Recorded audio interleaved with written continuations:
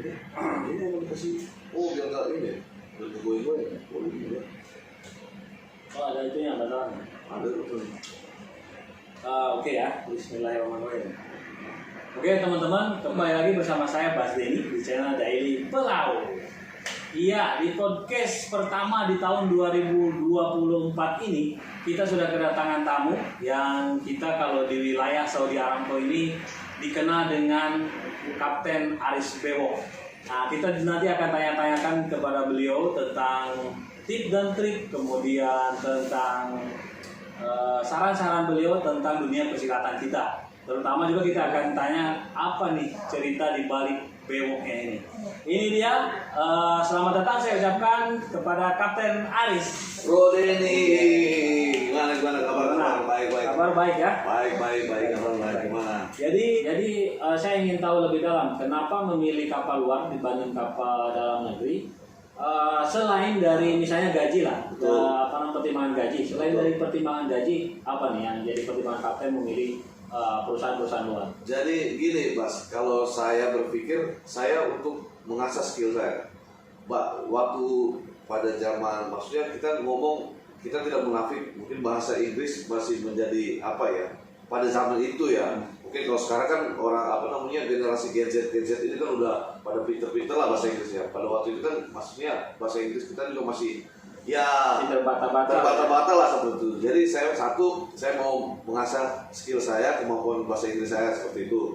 Kedua, saya memang sengaja memilih terlepas dari gaji, saya memang pengen multicultural. Artinya saya bergabung sama orang seperti ini, saya mengenal dengan orang luar ini seperti ini loh. Sifatnya mereka ini seperti ini, multicultural seperti ini. Jadi memang saya prefer untuk saya bisa juga jalan-jalan ke luar negeri seperti itu kan, kalau misalnya lain melihat dunia luar, membandingkan dengan kita di dalam negeri. Mudah-mudahan pulang itu membawa hal-hal positif dari luar negeri ini. Bagaimana bisa diaplikasikan di dalam gitu ya. Ya, jadi kan kalau saya misalnya nih Cap, tentang yang sampai sekarang pelajari ya, tentang mungkin kru di atas kapal yang multicultural, kemudian yang daerah di luar negeri seperti apa, yang menurut sampean sekarang misalnya ingin dirubah nih di dalam yang sampean temukan di Indonesia, di luar itu kira-kira apa nih yang paling dominan menurut sampean ini Indonesia harus berubah nih gitu. Kalau saya sih saya bilang masih banyak pilot Indonesia yang maaf bukannya mau ini itu yang ini nggak apa-apa kan, biar ini kan kita podcast motivasi ya. Dan saya yakin semua orang itu target cita-citanya itu pengen kapal luar, perusahaan luar, pengen keliling dunia, gaji misalnya tidak seperti di dalam misalnya.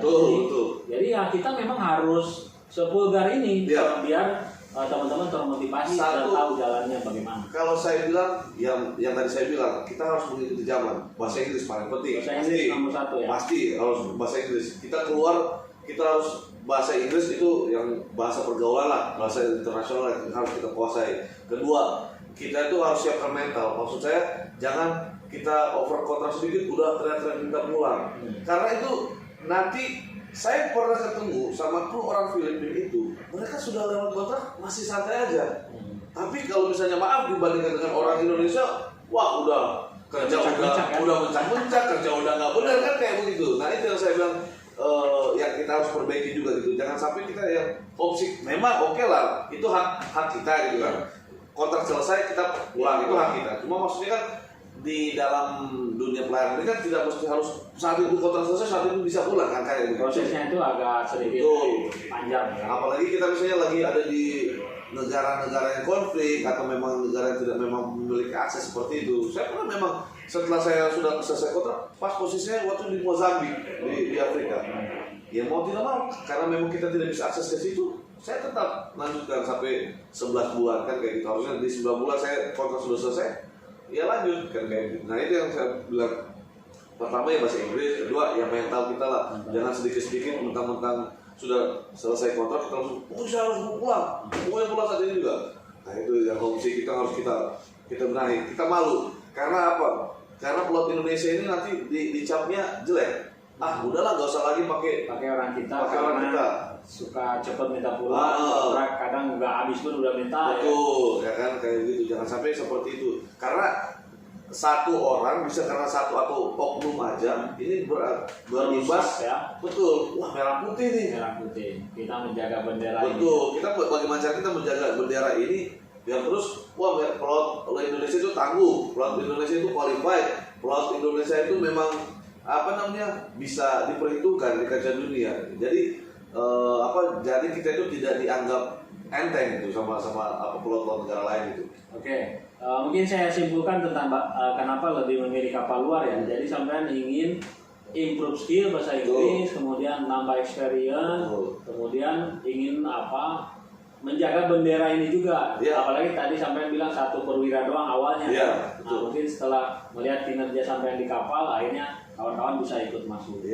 Nah, kemudian agak balik lagi nih ke tadi menyinggung-nyinggung tentang bahwa orang kita itu kadang kalau udah habis kontrak makan sebelum itu pengen pulang ya, kangen rumah dan sebagainya. Nah, Kapten sendiri sekarang udah berumah tangga kan? Sudah. Anak berapa? Alhamdulillah 3. Wah, ada yang langsung patah hati nih. Jangan. Dikira bujangan ya kan. Nah, tentu kan meninggalkan keluarga ya. Jadi mungkin tadi alasan teman-teman banyak yang nggak habis kontrak karena ya kangen keluarga. Nah, Kapten sendiri mungkin menyiasatinya seperti apa? Ya, oke. Ini sedikit pribadi. Nanti kita loncat-loncat aja ya. Betul. Jadi kalau saya sendiri itu kembali kepada kita manajemen stres. Manajemen stres itu kalau misalnya kita bawa pikiran ya akan seperti itu. Tapi bagaimana caranya kita mengolah stres kita itu biar jangan sampai mempengaruhi kinerja kita, mempengaruhi kerja kita seperti itu. Jadi kalau saya sendiri sesuatu hal yang bisa saya alihkan? Memang kerja kita memang kita tahu pelaut itu monoton. Kerja kita ibarat kata sudah tahu rotasinya seperti itu aja seperti itu ya kan, belum misalnya tekanan dari kantor, tekanan dari klien kan seperti itu. Tapi bagaimana sekarang kan teknologi sudah maju ya kan, kita juga maksudnya kalau kangen keluarga kita bisa video call ya kan seperti itu. Terus juga sekarang juga gadget itu sudah sangat membantu lah untuk bagaimana kita meredam stres kita itu sebenarnya kembali ke kita, bagaimana kita bisa memanage tingkat stres kita. Jadi jangan sampai kita itu stres kita ikutin terus. Stres kita ikutin selesai ya. Iya. Makanya homesick tadi. Gitu tadi. Oke, jadi manajemen stres dan komunikasi ya. Komunikasi. Oke, biar ini juga Cap. Jadi penonton Daily Pelaut itu banyak juga Oliver. Emak-emaknya pelaut, ibu-ibunya, istri-istri pelaut, mungkin pacar-pacarnya. Nah, ini mungkin ada tips juga nih dari Kapten, bagaimana memanage atau ini kan long distance relationship ini semua orang payah lah, ya kan payah. Bagaimana? Sedangkan di darat aja mereka istilahnya suka ada keluhan bahwa nggak bisa, memang LDR itu sulit gitu, apalagi kita di laut nih. Menurut sampean ada tipsnya nggak ya? Jadi kalau misalnya dibilang LDR, jangan lupa like dan subscribe. See you next time.